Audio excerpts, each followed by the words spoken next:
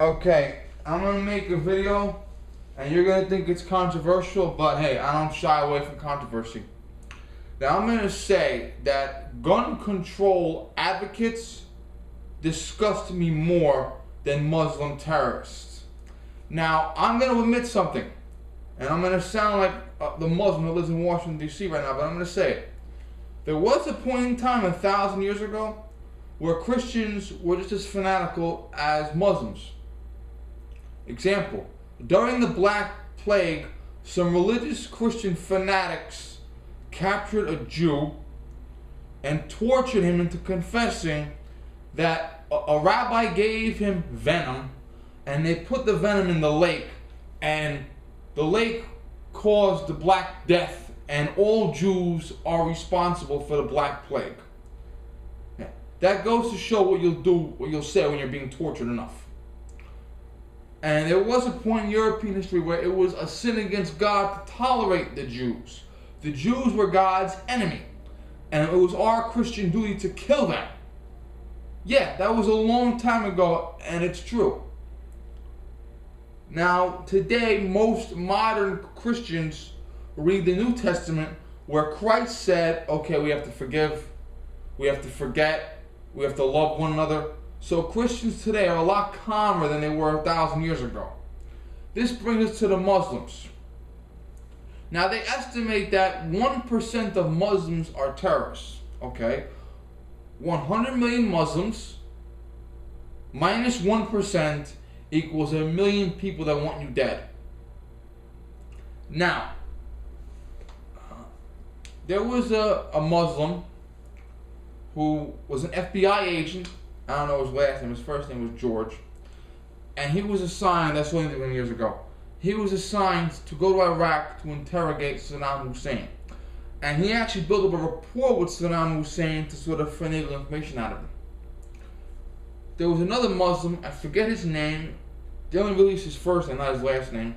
This man was about 20 years old in 1990 when Saddam invaded Kuwait. He was an Iraqi citizen. He joined the militia group to fight against Saddam, and after the Gulf War, he immigrated to America, joined the United States Army, and he personally went to Iraq to assist with Saddam Hussein's capture. He spoke fluent Arabic, obviously. He knew the customs, and he admitted in his interview that when he was talking to Saddam's bodyguards, he was slapping them, cursing at them, and when he pulled Saddam out of the hole, he took it very personal because Saddam hurt his family. Okay, and he was slapping him, punching him, he made no bones about it. In fact, his CO, he would have killed Saddam if his CO hadn't stopped him. Okay, and Muslim terrorists, their number one victim is Muslims. They kill more Muslims than anybody else because they kill all Muslims that don't believe what they believe. Now, the terror attack over the week, and last night a sailor who was injured succumbed to his wounds. So there's 5 dead, 4 Marines and 1 sailor.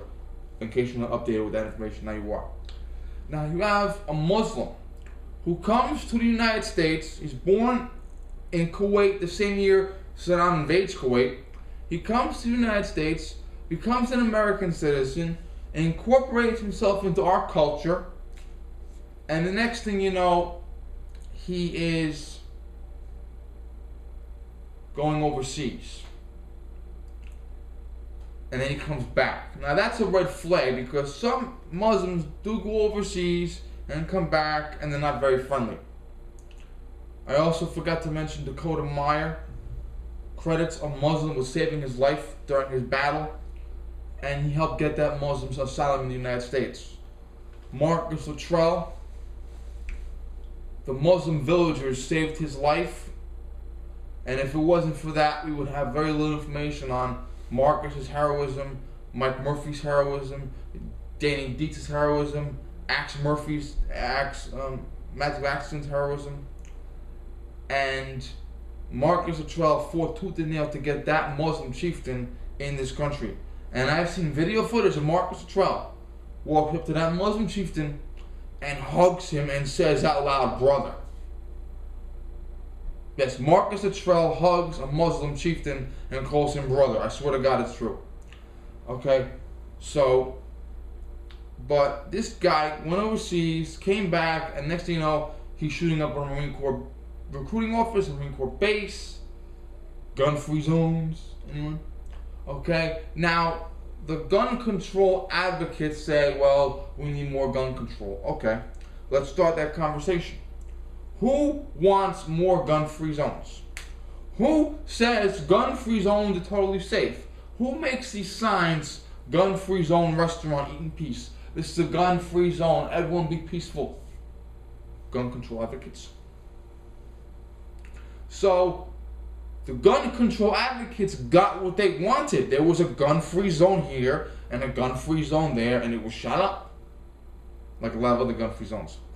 Okay?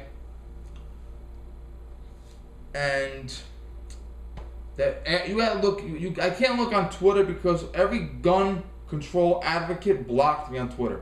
Yeah, a lot of people blocked me on Twitter. You can tell. And you on Facebook, you can still look at, even though you can't comment, the gun control pages. Every town, mayors, blah blah blah blah. And they're all like, fuck the NRA, defund the NRA, destroy the NRA is to blame. And yes, they're literally talking about this incident. They don't show the photo of the gun-free sign shot up, but they show the photo of the guy. This is the NRA's fault. The NRA gave us this. The NRA supports lax gun laws. Okay? Well, two presidents of the NRA earned the Medal of Honor on Guadalcanal. Okay? The NRA was founded by Union officers after the Civil War. I doubt very much the NRA would condone shooting up a Marine Corps base and killing sailors and Marines. I doubt that very much. Now, remember the guy in Florida, the black guy who was concealed carrying his gun, and he must have shifted his body, whatever, and the gun poked out? Well, a younger white guy punched him in the face, threw him on the ground, grabbed him by the throat, and said, well, I thought he was a mass shooter. The guy just had a concealed carry license for Florida. That's all. Now imagine that. Okay? What if that guy was an off-duty cop? What if that guy was a retired cop? Okay? That was a hate crime. Okay? You punched a man in the face and choked him because he fit a category you didn't like. Like if I see two guys making out and I baseball bat him in the fucking head, that's a hate crime. Okay? You targeted this individual because he was a gun owner. Okay? That's like if you went to a kosher deli and shot a Jew. Okay? You targeted him because of his lifestyle, gun ownership. And Shannon Watts, that fucking cunt, she came out and she said all people in public with guns should be considered armed mass shooters. She said it while she was surrounded by armed guards, by the way. Okay? Now, when you grab someone by the throat, that's deadly force. So if the white guy punched the black guy in the face, grabbed him by the throat and choked him, and the black guy pulled out his gun and shot the white guy, guess what? The black guy would have been justified. Hey, he grabbed me by the throat. I thought he was going to kill me. You can't grab a guy by the throat unless he's going to kill you. Okay? Unless the guy is getting ready to rape you or murder you, you can't grab him by the throat. So you just punch a guy, grab him by the throat, throw him on the ground. That's fucking deadly force, man. I could have whipped out a pocket knife on him, saying someone could have been there, pulled out a pocket knife and stabbed the guy in the throat and killed him, and it would have been justified. Hey, I saw an old guy walking around, and a young guy punched him in the face, threw him on the ground, and grabbed him by the throat. There was no provocation, and they were gonna choke the old guy to death. So I killed the guy to defend the old guy. Okay? And all these gun control fucking cocksuckers are like, if I see you in public with a gun, I'll kill you. If I see you in public with a gun, I'll pull out my gun and shoot you. Wait a minute. You're a gun control advocate? Yes. You don't believe in guns in public? Yes. You're going to shoot me with your gun? Yes. How? You believe in gun-free zones, and you don't believe in gun ownership. So if I'm walking around with a concealed carry gun, how are you gonna shoot me? You have a gun too, you fucking hypocrite. I mean, they literally threaten, we should kill gun owners, we should shoot up the NRA, I hope the NRA gets shot up, I hope they shoot up a gun range. You're seeing, they talk about, well, the NRA is racist, really? A white gun control advocate punched a black guy in the face and choked him out because the NRA is racist. Okay. Did you tell Colin Moore that the NRA doesn't like black people?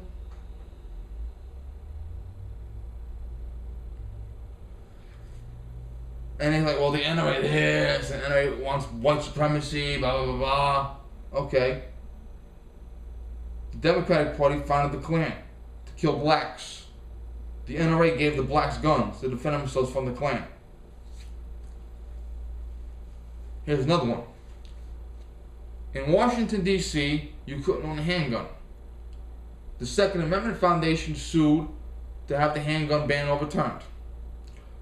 Chicago was required to overturn their handgun ban to comply with the Supreme Court. They didn't. So in 2010, the Second Amendment Foundation went back to the Supreme Court. They asked the same question again about Chicago. And this time the poster child was Otis McDonald, a black man who was a Korean War veteran whose home was broken into at least 3 times and was attacked once on the street. Now, gun control advocates wrote amicus briefs to the Supreme Court asking the Supreme Court to uphold Chicago's gun ban. Chicago said that this black veteran, among others, cannot own a handgun. And gun control advocates told the Supreme Court, you should side with Chicago. Chicago was right for denying this black man a handgun. Okay. You want to talk about skin color? There it is. Explain that shit. Explain why you wrote letters to the Supreme Court to stop a black man from buying a handgun. Who's racist? Now, Muslim terrorists are taught to be Muslim terrorists. You see these, there was a kid's show in Palestine with a 7-year-old girl. She's a little older now, obviously. And you know the stuffed animals in Disney World, the guy in the outfit? She had a co-host who was an adult in one of those fucking cartoon outfits. And he would talk about how the Jews hate the Muslims.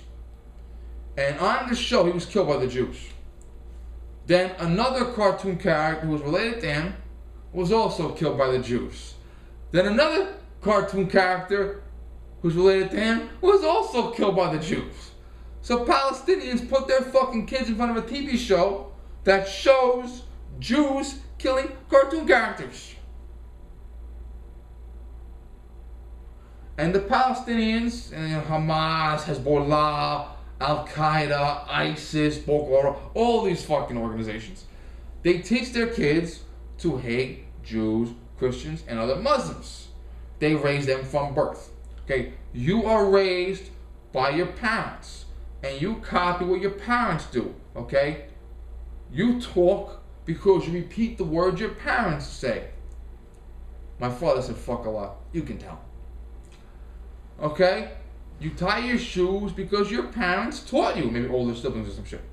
Okay, these people are fucking brainwashed from the cradle to hate. Now, here's what I'm asking gun control advocates. What is your excuse? Okay? What is your excuse? Okay? Were you raised to hate? Okay? At least they have brainwashing as an excuse. I hate to make an excuse for terrorism, but at least the terrorists were brainwashed when they were babies and didn't know any better. At least they can make that excuse. What is your excuse?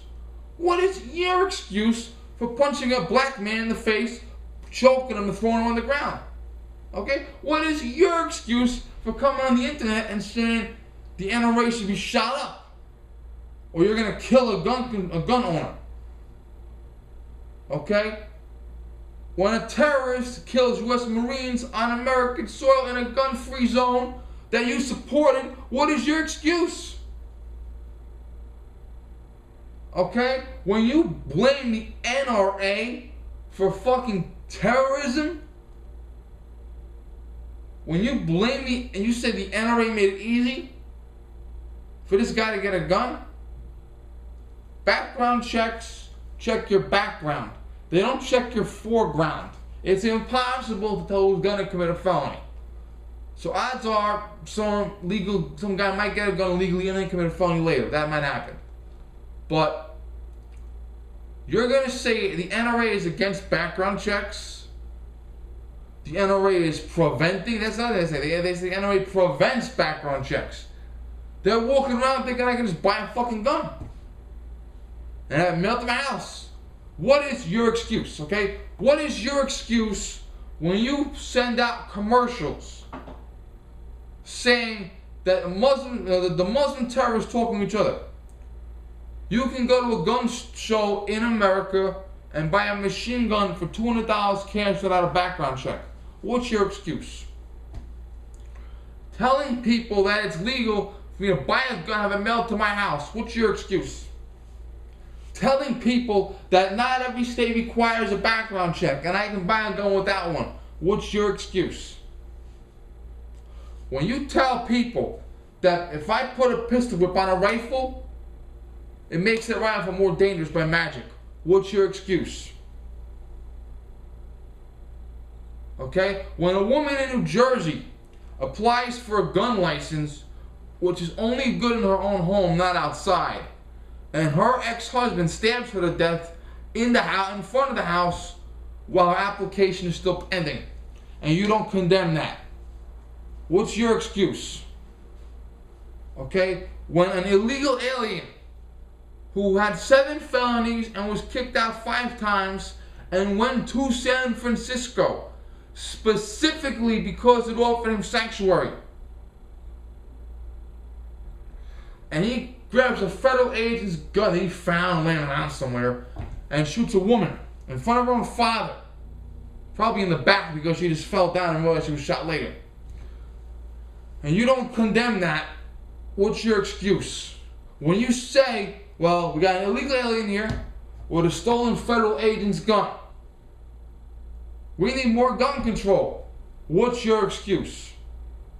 Okay? What is your excuse for being a sorry motherfucker? Okay? What is your excuse for fucking making terroristic threats on social media? They had the Muslim terrorists have brainwashing as an excuse. What is your excuse?